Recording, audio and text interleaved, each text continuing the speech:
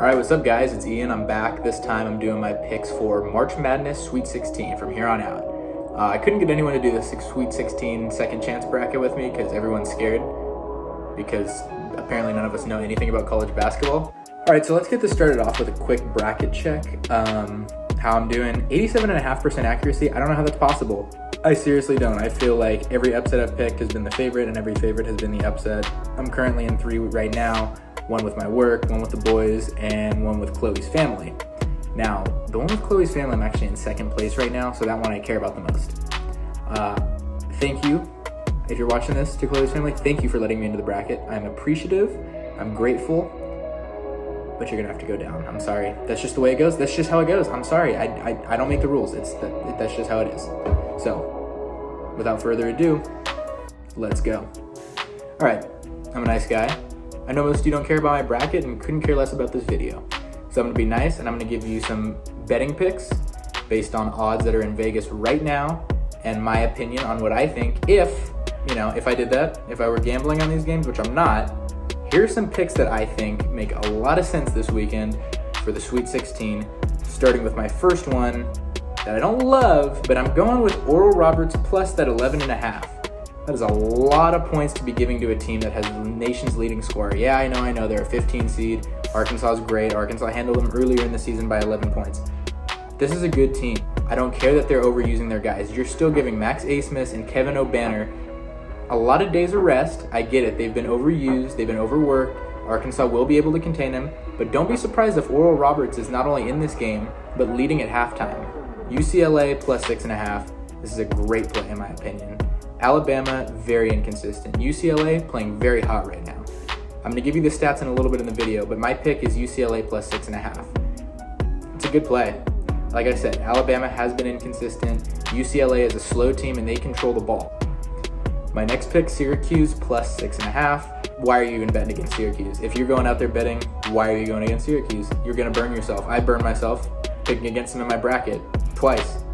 So, I don't know, man. I don't see how you could go against this team right now. They play really well. They're always good in the March Madness tournament. Jim Boeheim's a genius. The 2-3 zone. Buddy Boeheim's been about the hottest shooter in the whole thing, the whole tournament right now. So they're a really good play in my opinion. Finally, USC -2. Did you not watch them against Kansas? Are you kidding me? How are you going to take Oregon over this team to win outright with a -2? Spread? I mean, come on. A 2-point favorite? Easy. That has to be USC. I've decided to do ESPN's second chance tournament bracket. And why not? Everybody deserves a second chance, right? Especially me. So, let's hit it. First game, Oregon State and Loyola Chicago. The pick here is simple for me. It's Loyola Chicago. I get it. Oregon State's been hot. They've won 3 straight. They won the Pac-12 at the last minute. They look really good. They put up, I think it was like 70 and 80 apiece. Yeah, I got that right there. But Loyola Chicago plays a game different than everybody else. They're like the Tampa Bay Rays and the New England Patriots of March Madness. They're slow. They will control the game. They'll control the clock, and they will not turn the ball over. I mean, their best player, their stud that everyone can't keep their eyes off of, looks, according to a lot of people, like a 40-year-old dad that's going through a divorce with like 2 kids. He's like balding and everything, and he's their best player. This team is not your average Elite 8 team, but they are going to make it there. Next game, Syracuse Houston. I'm going to go with Syracuse. I'm sick of getting burned by them. Every year I count them out. Every year I bet against them, and they always burn me. So even though I think Houston's the better team, I'm sick of it. Jim Boeheim, no one can crack that zone, especially anyone outside of the SEC, or ACC, my bad. Anyone outside of the ACC cannot seem to crack it. So I'm going to have to go with Syracuse here on sheer fact that I don't want to get burned, and I'm sick of it. I'm done. My next pick, really easy one, Baylor against Villanova.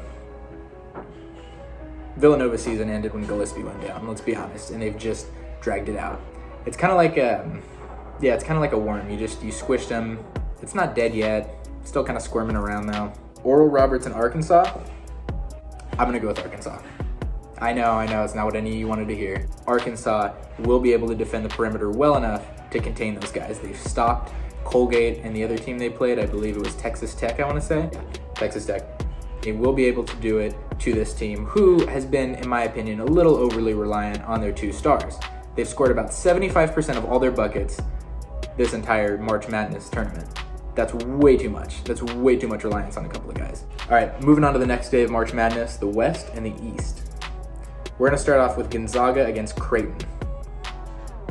Do I have to say anything for this one either? Of course Gonzaga's gonna win. They're the best team in basketball. They have 4 guys that are going to the NBA. They got 2 guys that are in the top 10. USC, Oregon. I'm going with USC. USC won this matchup earlier in the season. USC's more physical. USC's stronger. USC's got the best player in college basketball, in my opinion, in Evan Mobley right now. You can't watch that Kansas game and tell me they're going to lose to Oregon. I'm sorry. I don't buy it. And I don't even like USC, but they look really good right now. Michigan against Florida State. I'm going to go Michigan because I have them in my other brackets, and I kind of need them to win because if they lose, that kind of kills me. So this is me just, crossing my fingers and hoping everything works out and Michigan can pull something off. Michigan has a lot of things that concern me. They've never been the underdog this season. They've kind of been on top all season. They're number 1 seed. They feel like a team that's very eligible to be kind of knocked off, like by a Florida State who's playing really hot. For me to have bragging rights with all my friends and everybody that matters to me, I need Michigan to win this game. Next game, UCLA and Alabama. I'm going to go with Bama, and I don't say that with a ton of confidence either. UCLA as a first 4 team looks really, really good right now. Alabama had really inconsistent performances in their last 2 games against Iona, where they did not shoot the 3 very well at all. And then against Maryland, where they seemed to come out on fire. So we don't know which Alabama we're going to get. We could get the Alabama that squeaks out barely against UCLA. We could get an Alabama that wins by 20, and it's a blowout. Either way, I'm going to have to go with Bama just based off sheer talent. All right, now we're on to the Elite 8, Monday and Tuesday. Let's get at it. Baylor and Arkansas. Baylor. Arkansas has been way too inconsistent for me. They almost lost to Colgate. That is not a team that's worthy of getting into the Final Four. The wackiest Elite 8 matchup to go to the Final Four, Loyola, Chicago, and Syracuse. I'm going to go Loyola, Chicago, man. I got them going right back to the tournament. They were here, I think, 3-4 years ago. This is a better team than it was then, and they return as the best defensive unit. It'll be a really, really ugly game. They are going to lock up Buddy Boeheim. They probably won't figure out the 2-3 zone, but Syracuse won't be able to score against them, and they will control the clock, and it'll be the perfect microcosm of what we all love in March Madness, unpredictability.